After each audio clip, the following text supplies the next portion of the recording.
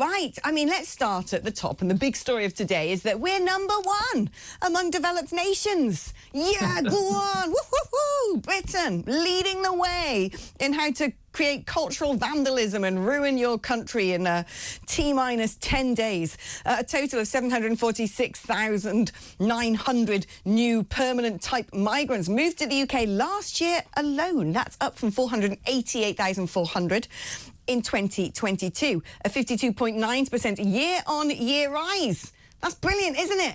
We're going great guns for migration. Are you proud of us? Well, with that, I'm sure that the economy must be going absolutely gangbusters thanks to all of this, right? Because that's what we've been told for a while, that the economy needs this and that immigration is always and everywhere and unfettered and unalloyed good for the economy. So, oh, no, that's right, sorry. Not only is GDP down, but GDP per capita is also down massively as well. And that's on top of the many, many social problems that we've now seen, the huge amounts of low-skilled immigration from places all around the world, of cultures that are very different from our own, of course. And, of course, even if all of these people were economically wonderfully active, which they're not, and even if they were all culturally very compatible with British values, which they're not, simple point, where are we putting all these people? Where are they going? Because in the last year, we built about 100,000 homes.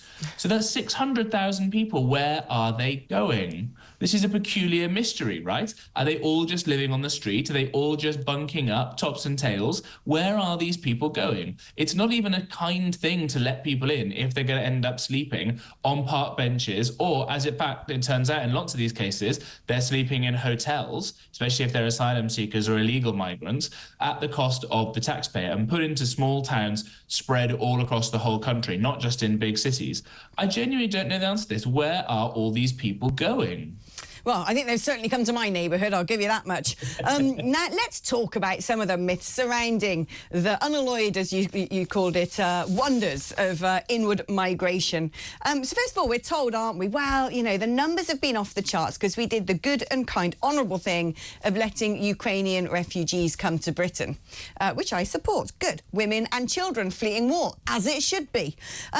Except these permanent type immigrants is workers and their relatives, not refugees.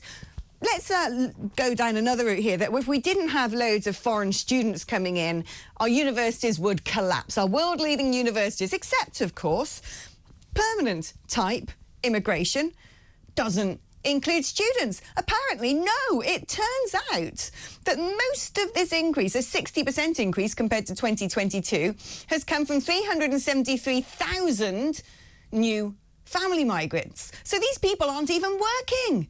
They're just coming over as part of a family unit to, I don't know, cook dinners and claim benefits. I mean, you tell me. I've got no idea what's going on here. This is the absolutely extraordinary thing about this, and many of your listeners will have heard this phrase before, called Treasury brain.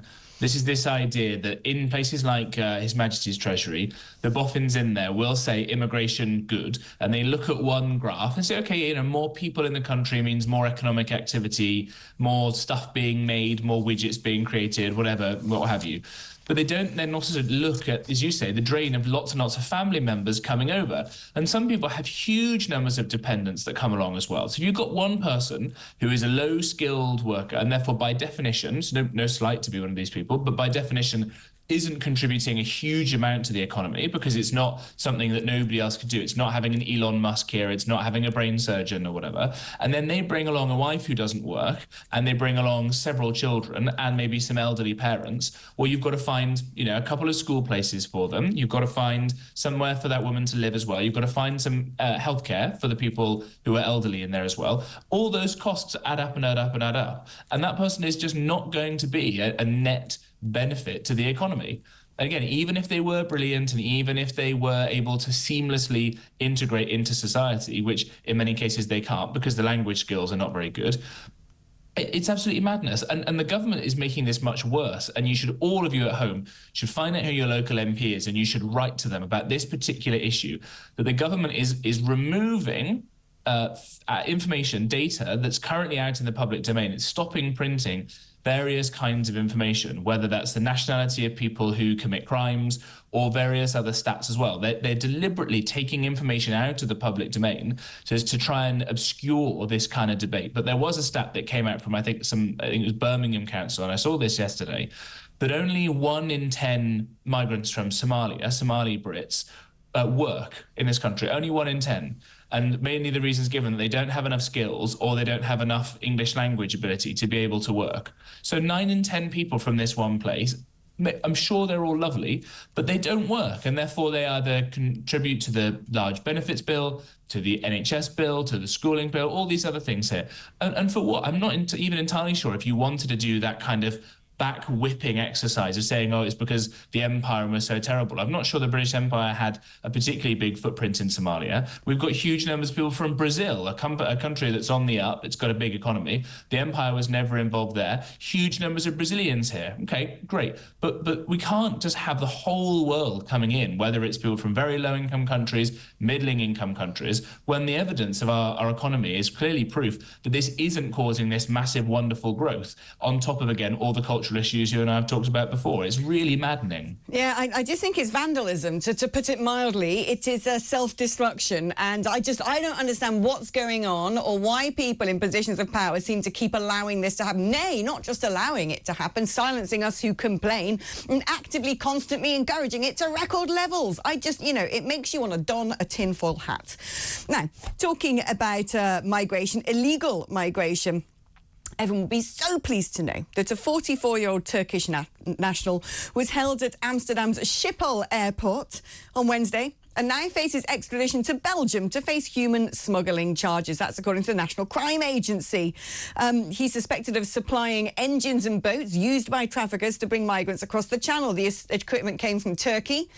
I think it probably came from other places before then, China, and stored in Germany before being brought to northern France when needed. Now, I heard a report the other day that in Germany, in Essen alone, one town in Germany alone, there were 20 Wembley Stadium-sized warehouses, right, containing all of these boats that then get shipped over to Calais. That's just in Essen, right?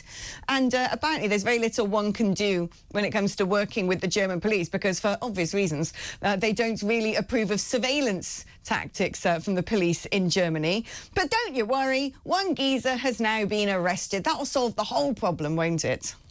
Well, no, because even if he does go from Amsterdam to Belgium, he's not going to get extradited back to Turkey because the European Convention on Human Rights will come out and say that it breaches his right to a criminal underlife or whatever it comes out with now.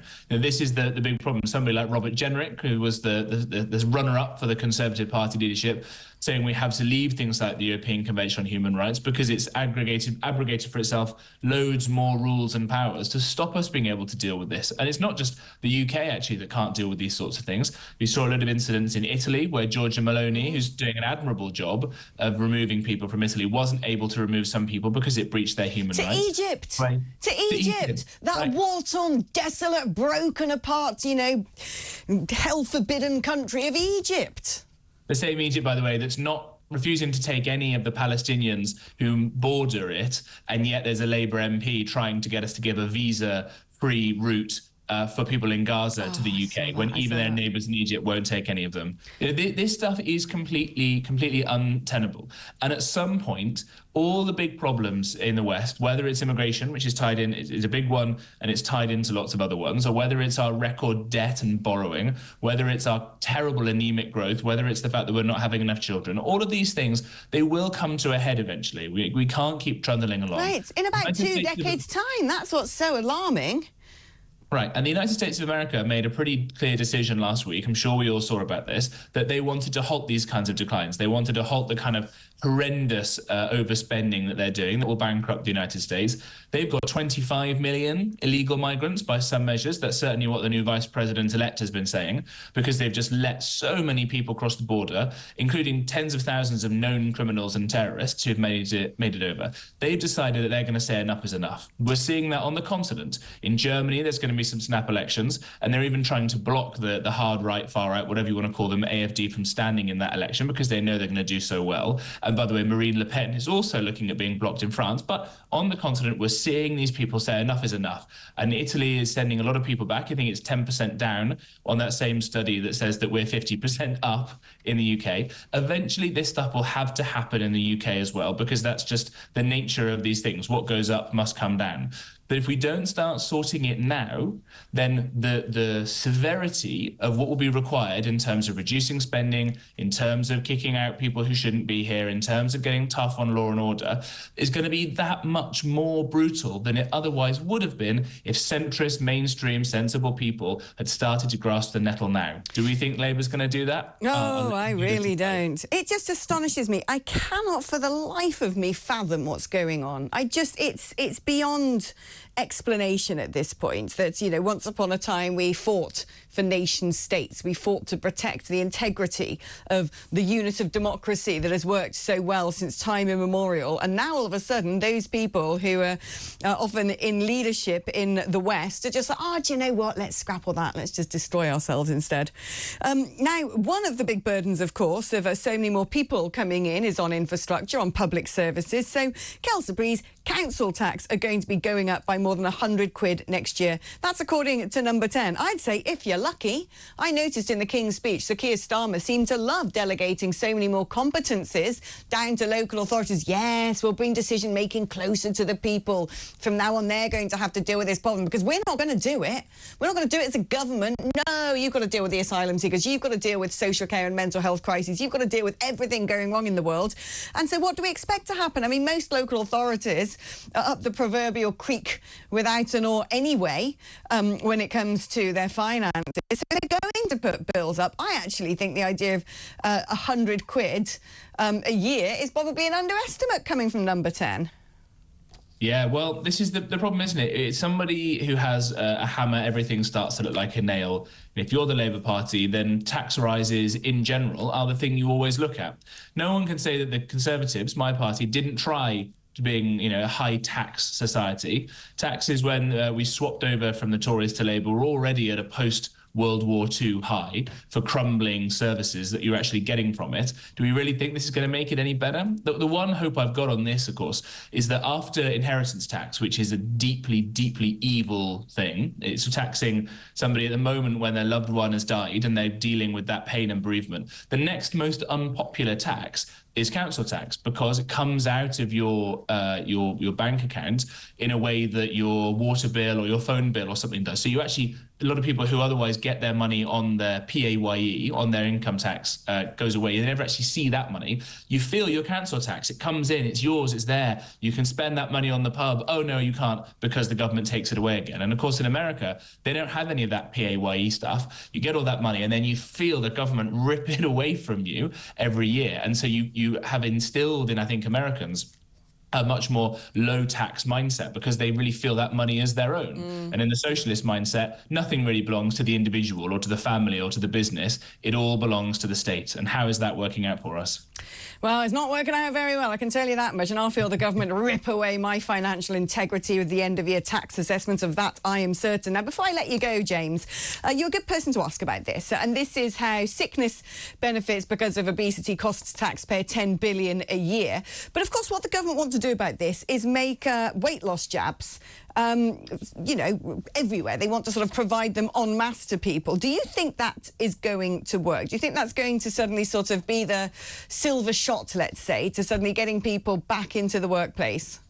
Yeah, I actually think this is brilliant. I think this is great. And I think like so many problems that we have in public policy today, the solution is cool new research and development on technological improvements, whether that's on energy, whether that's on infrastructure, whether that's on other kinds of healthcare, on education, on military, or cool drones and exciting things like that. I think this is a new kind of technology that is helping fix an otherwise very difficult issue. You give people these jabs, it saves a huge amount of money in the long run because they feel better about themselves, they're not dying as young, they're happier, maybe they're going to have more kids, maybe they're going to be more productive. It's just nice to have a kind of healthy, happy workforce in general. And if this can help counteract the other big success that we've made in basically completely eliminating famine, right? Obesity is a sort of problem of success in so many ways. then I think we should lean into this. And of course, you know, I actually can tell you this, that the health department under Steve Barclay, who was one of the former Tory health secretaries, a really, really smart guy who really cared about getting data and technology into public services, he tried to roll Ozempic and things like that out much more widely because of all these reasons. And he wasn't allowed to do it because the Office for Budget Responsibility and groups like that said, well, we understand your numbers are probably right, but we actually can't do this based on our rules because it's not been done before. And the only kind of things they could allow as part of a budget were things like immigration, because the same people who've been blocking government doing some of these things like Ozempic rolls out are the ones that say, yeah, keep doing infinity immigration. And this is how broken our whole system is. But get people on these weight loss drugs. Let's have people being happy and fit and strong and healthy. And what is it Robert Kennedy Jr. saying in America? Make America healthy again. Let's make Britain healthier still.